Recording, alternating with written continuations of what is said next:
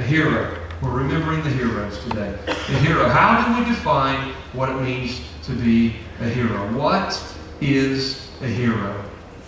And I thought about that, and I thought, I'm going to go online, and I'm going to look at other people's ideas of what does it take to be a hero. And no matter what I found on what site, it basically was summed up into the same bottom line, even though the words may have varied just a little bit. And here's the definition that not only I have come up with, but it seems like that most people have collectively come up with in defining a hero. It's someone who gives their life for something greater than themselves. And I want you to think about that for a moment. And I want you to also, as you're pondering that, also accept the obvious that that's a very rare trait to find. Someone who's willing to give up their life for something or someone greater than themselves. And I was thinking about that at the beginning and the end of this video that talked about how these soldiers would give their life for their comrade. And that was the bottom line. We've seen it in the movies, we've seen it in the interviews.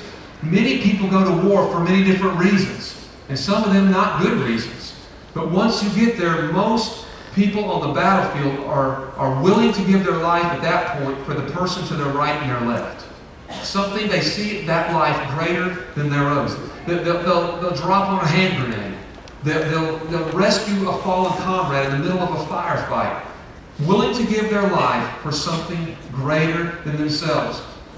And it's interesting because when you look back through history, and history is a little tricky, I'm just going to tell you, history is real tricky to try to find the truth of what's really happened because, as you may know or not know, history was always recorded by the victors. Do you know that? History was always recorded. It was a right, an unspoken, unwritten right throughout most of history that the victor had the right to scribe their version of what happened, and the loser did not. And so when we go on the History Channel or we watch our movies of America and battle scenes and stuff, that's our historical account, the historical account of the victor. And that may be completely true or it may not be completely true, but I'd like to think that at least the nuggets of what really happened was preserved in time historically. And when we look back through history, history's always had her heroes. In fact, even in the Bible, you can go all the way back to a time when a very mysterious passage, Laurel, when the Ben Elohim, the sons of God, were looking upon the women of the earth in ways they should not have and had relations they should not have been having with them. And the offspring was the Nephilim, the giants. And the Bible says that they became the men of renown, the great heroes of that time. And so you got guys like Goliath that come out of that DNA package somewhere, and they're 2 foot taller than everybody else, at least, maybe 3 foot taller, and large people, and they became the heroes. And so it's early on, even in biblical history, that we begin to see that culture had heroes. And when you go back and you look at different cultures throughout time, you see that to a great degree, those cultures were defined by their heroes. If you go back to guys like Alexander the Great, you may know little or a lot about the culture of that time and that nation. If we go back to the Greek nations and the Roman nations, we don't know a lot about that maybe, but we know about their heroes. And through their heroes, we begin to get insights into the culture. And if the heroes did not exist, it would be minimal what we would ever learn and know about those cultures. And I was thinking this week about just across the board in a reasonably current time, the heroes that I could remember. And I thought, I'm just going to start writing real quick and write down people that instantly pop to my mind when I think of heroes. Some of them may be current, some of them not so current. Most of them, of course, in my mind would be American heroes. And I thought, I'm just going to start writing, and as soon as I come to a standstill where I've got to start thinking too much, I'm just going to stop. I want to see what kind of list I can think of and what that says about me. And so quickly I wrote down George Washington was the first one that I wrote down. And the reason these heroes popped to my mind is because they weren't just people who did something great and huge. They truly were people who epitomized the definition of hero. They saw something greater than themselves to give their life for.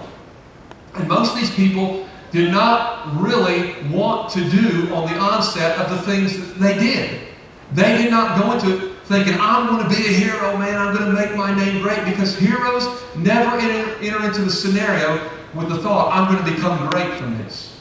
Heroes react from a rich character that's in their heart, and then we record their heroics. And I thought of George Washington, because George Washington kind of fell into the position of being a great American hero. I instantly thought of Abraham Lincoln, a man who knew nothing but failure in his life, failure after failure after failure. But when God provided an opportunity for someone to step up to the plate and take a nation that had been designed by God's own hand, that nation's getting ready to fall apart, and God needed a hero, Abraham Lincoln found himself in the position of becoming that hero. I thought of people outside of even our country, like Winston Churchill. If you've ever read much about Winston Churchill, you see this sick little kid growing up and never had greatness prophesied over his life. He shouldn't have even lived to adulthood. And yet he found himself in a very precarious situation as Nazi Germany begins to take over all of Europe and really just is hammering on England. And Winston Churchill steps up to the plate. I thought of heroes that maybe didn't give their life with a gun in their hand, but gave their life because of someone else having a gun in their hand, like Martin Luther King Jr. Martin Luther King Jr., who gave his life for something considerably greater than himself. Martin Luther King Jr., named after a man 500 years before his time, Martin Luther, who was truly a hero of our faith. And even guys before him in the Roman Catholic circles, which was just called the church den, gave their life, literally burned at the stake for things much greater than themselves. People dying for the cause of preaching grace in the church.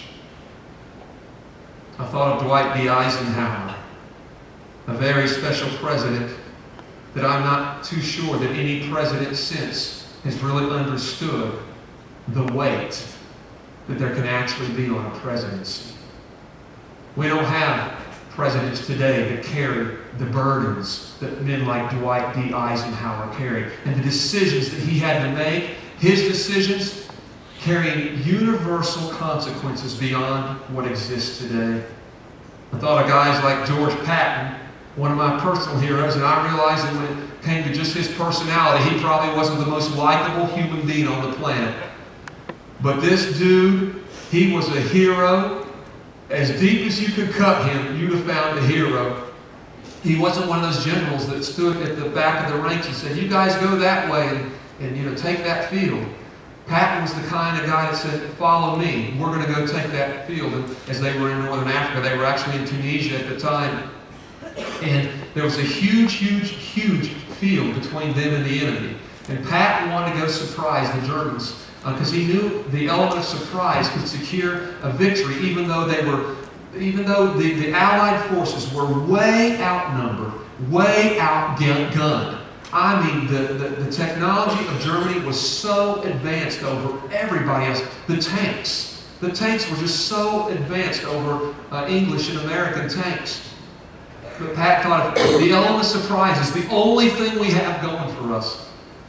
But as they started out across this huge plain, which was miles long, they began to hit landmines. And they were blowing tracks off the tanks right and left. And everyone stopped and everyone was afraid to keep going. And Patton jumps in his vehicle and he says, follow me. And for 3 miles, Patton led the charge across the field. And finally, when it came to the point where they thought, well, okay, if he can make it, we can make it. And so they all continued. And yes, they did have the element of surprise. It was a grueling battle with much, much loss. But because of that one moment in time when one man rose to the occasion and was willing to be a hero, the whole North Africa campaign turned that day. And it was a reminder that if one person can step up to the plate one time, the consequences and the trickle-down effect could be universal and everlasting. It's amazing.